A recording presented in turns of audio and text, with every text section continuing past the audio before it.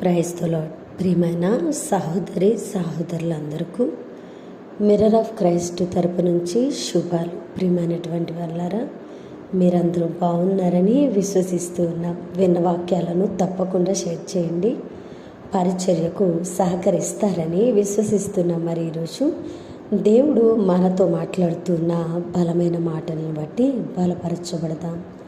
యోబు గ్రంథము 22వ అధ్యాయము 28వ వచనము.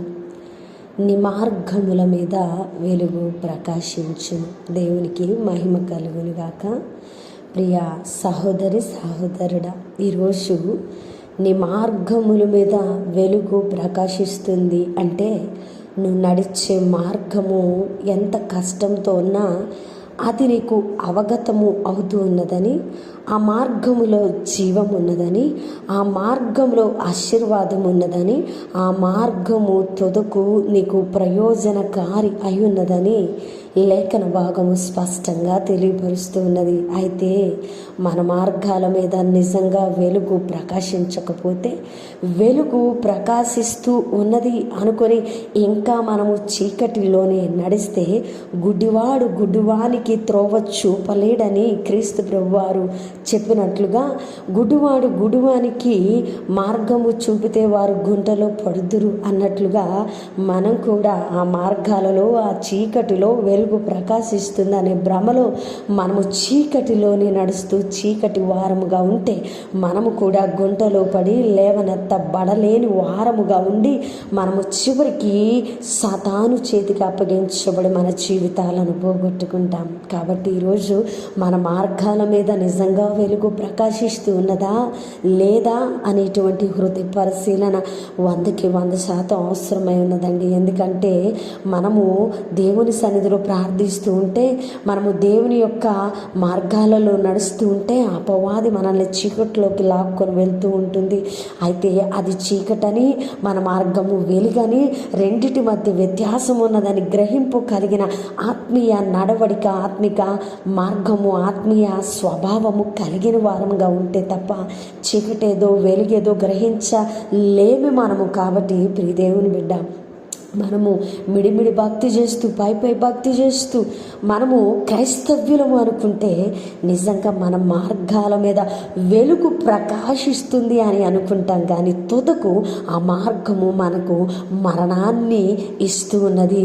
కానీ నిజంగా హృదయ పరిశీలన చేసుకుని, ఈ మార్గం మీద వెలుగు ఉన్నదా, ఈ మార్గము దేవుని మార్గమా, ఈ మార్గములో జీవం ఉన్నదా, ఈ మార్గంలో నడుస్తూ ఉంటే నా ఆత్మ నన్ను క్షోభ పెట్టకుండా సంతోషింపజేస్తా ఉన్నదా అని మనము హృదయాన్ని పరిశీలన చేసుకుంటే ఆ మార్గము చీకట వెలుగు ప్రకాశించేదా మనకి చక్కగా అవగతమవుతుంది. ప్రియ దేవుని బిడ్డ, నిజంగా మన మార్గాల మీద వెలుగు ప్రకాశిస్తూ ఉంటే మనము అంధకారంలో నడిచిన, లోయల్లో నడిచిన, మరణపు ద్వారముల్లో నడిచిన, అగాధపు అంచులో నడిచినా కూడా మన మార్గాలలో వెలుగు ప్రకాశిస్తూ మన మార్గాలలో మన కాలు చిక్కబడకుండానట్లు మనము విడిపించబడుతూ తుదకు మనము జీవాన్ని చేరుతాం, తుదకు ఆశీర్వాదాన్ని పొందుకుంటాం, తుదకు అది మనకు దీవెనను అనుగ్రహిస్తుంది.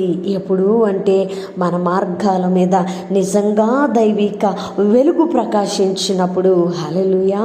అలాగున కాకుండా మన మార్గాల మీద వెలుగు ప్రకాశిస్తుందనే భ్రమతో సాదాసీదా భక్తి చేస్తూ ఆజ్ఞలను పక్కన పెట్టి పాపాన్ని చేస్తూ దేవుణ్ణి కూడా కలిగి ఉన్నామనే భ్రమలో నడుస్తూ ఉంటే మన మార్గముల మీద వెలుగు ప్రకాశించదు సరికదా. ఆ మార్గములు ఇంకా చీకటిగా ఉంటూ పైకి వెలుగుగా ఉన్నట్లు మనల్ని భ్రమపరుస్తూ అపవాది మనల్ని మరి ఆ యొక్క చీకటిలో నడిపించి మరణానికి, పాపానికి, లోకానికి అప్పగించి తుదకు మనము ఆశీర్వాదములు పొందలేని స్థితిలో నిలవబడతా ఉన్నది. కాబట్టి ప్రియ దేవుని బిడ్డ, హృదయ పరిశీలన అవసరం. ఈరోజు మన మార్గాల మీద వెలుగు ప్రకాశింపజేస్తూ ఉన్నానని దేవుడు మాట్లాడితే ఆమేన్ హల్లెలూయా అనడం కాదు, కానీ నిజంగా నీ మార్గము వెలుగు సంబంధమైనదా, చీకటి సంబంధమైనదా నువ్వు తెలుసుకొని అడుగులు వేస్తే నీ మార్గము నీకు ప్రయోజనకారి, నీ మార్గము నీకు ఆశీర్వాదం, నీ మార్గము నీకు జీవమును తెచ్చిపెడతా ఉన్నది. లేదంటే అది తుదకు మరణాన్ని తెచ్చి నిన్ను లోకంలో పాపంలో ఈడ్చుకొని పోయి అపవాదిలో బంధిస్తూ ఉన్నది. ఆమేన్. కాబట్టి వాగ్దానము నాది అని అనుకున్నప్పుడు నీ హృదయము పరిశీలన చేసుకోవాల్సిన అవసరత ఉన్నది. మరి ఈరోజు దేవుడు మన మార్గాల మీద వెలుగు ప్రకాశింపజేస్తూ ఉన్నారు. కాబట్టి మన అడుగులు తడబడవు, మన అడుగులు ఇరుకున పడవు, మనము ఆశీర్వాదానికి వారసులము. విన్న వాగ్దానము ఫలింపు కొరకు ప్రార్థన. పరిశుద్ధుడా, గొప్ప దేవుడా, సర్వోన్నతుడా, అద్భుతమైన వాగ్దానము ద్వారా మాతో మాట్లాడి మా హృదయాలను కట్టి బలపరిచినందుకు వందనాలు ప్రభువా. మా మార్గాల మీద మీ వెలుగు ఉంటే మేము జీవము, ఆశీర్వాదం పొందుకుంటాం. లేదంటే మరణము, పాపము, లోకము, అపవాది చేతిలో బంధించబడతామని మాతో అద్భుతమైన మాటలు మాట్లాడినందుకు వందనాలు. ఈ వాగ్దానము విన్న ప్రతి బిడ్డ జీవితంలో ఈ వాగ్దానాన్ని నెరవేర్చండి. చేసిన ప్రార్థనకు దీవెన జవాబు ఇచ్చారని నమ్ముతీ ప్రార్థన నజరుడైన యేసుక్రీస్తు నామమున సమర్పించి అడిగి వేడుకుంటున్నాము తండ్రి, ఆమేన్. ప్రియమైన దేవుని బిడ్డలారా, విన్న వాక్యాన్ని తప్పకుండా షేర్ చేయండి. పరిచర్యకు సహకరిస్తారని విశ్వసిస్తున్నాం. దేవుని చిత్తమైతే మరలా కలుసుకుందాం. దేవుడు మిమ్మల్ని దీవించునుగాక. ఆమేన్.